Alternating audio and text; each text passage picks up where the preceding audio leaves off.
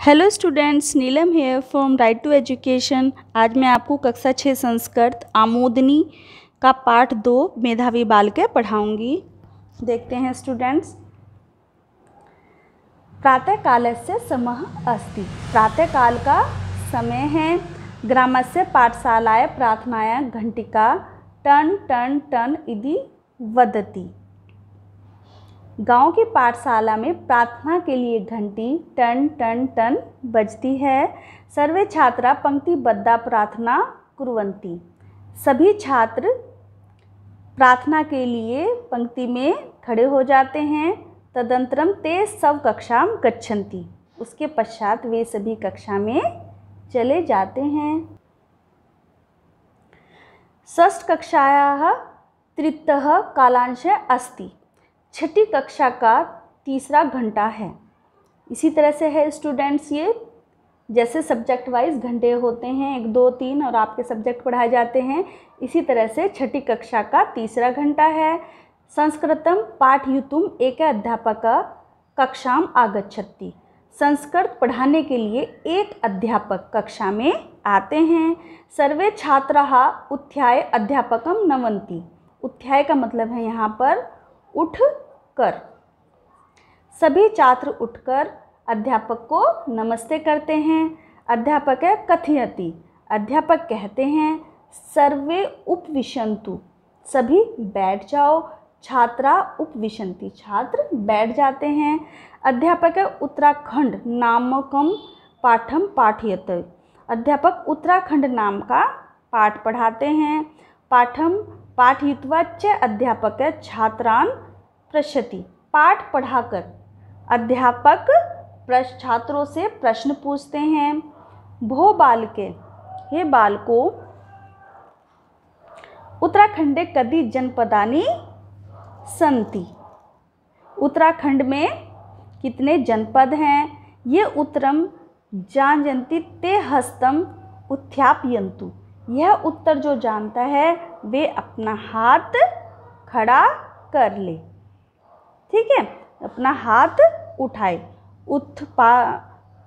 उत्थापयन्तु का मतलब है उठाना। जो यह उत्तर जानते हैं वो अपना हाथ उठाए। बालके एक पदम उत्तरम वदति तस्मै अहम पुरस्कारम दास्यामि। जो बालक एक पद में उत्तर देगा उसे मैं पुरस्कार दूंगा।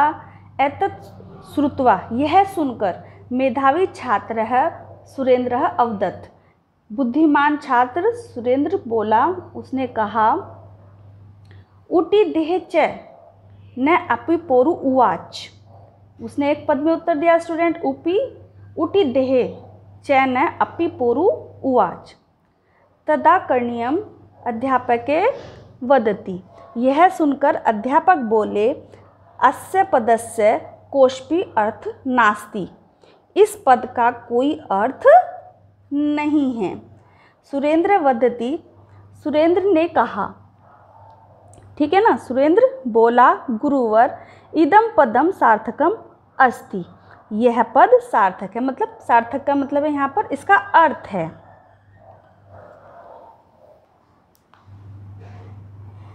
यत् अस्मिन् पदे 13 अक्षराणि सन्ति। इस पद में 13 अक्षर हैं। अस्य पदस्य प्रत्येकम् अक्षरम् उत्तराखण्डस्य प्रतिजनपदस्य आरंभिक अक्षरम् अस्ति। इस पद का प्रत्येक अक्षर उत्तराखंड के, प्रति का मतलब है यहाँ पर किसी ना किसी जनपद का आरंभिक अक्षर है। ठीक है, क्योंकि क्या है, इस पद का प्रत्येक अक्षर उत्तराखंड के किसी न किसी जनपद का आरंभिक अक्षर है। अध्यापक आश्चर्येण वदति तद कथम। अध्यापक ने आश्चर्य से कहा कि वह कैसे, तद कथम, वह कैसे। तदा हर्षेण सुरेंद्रः वदति।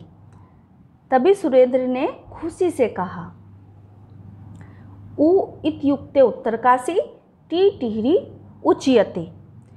उ से उत्तरकाशी टी टिहरी कहलाता है।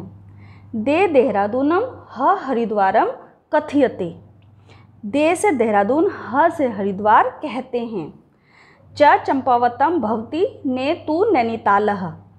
च से चंपावत होता है तथा ने से नैनीताल है।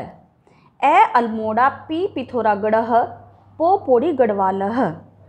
अ से अल्मोड़ा, पी से पिथौरागढ़ और पो से पोड़ी गढ़वाल है। रु रुद्रप्रयाग अस्ति, उ उधम सिंह नगरम। रु से रुद्रप्रयाग और उ से उधम सिंह नगर है। वा वागेश्वर सचास्ति, च चमोली जनपदम। वा से वागेश्वर और च से चमोली जनपद है। इदम पदम श्रुत्वा छात्रा सोत्साहेन कृतलध्वनि कुर्वन्ति। श्रुत्वा का मतलब यहाँ पर स्टूडेंट्स सुनकर है, सोहत्साम मतलब खुशी से, कृतलध्वनि ताली बजाकर। ठीक है, यह पद सुनकर छात्रों ने खुशी से तालियां बजाई।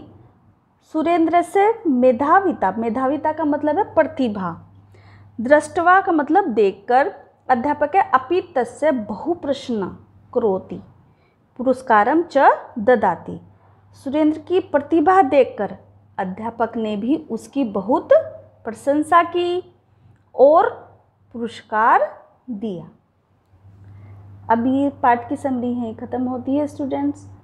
Thank you. यदि आपको मेरा चैनल पसंद आए तो आप लाइक और सब्सक्राइब ज़रूर करें।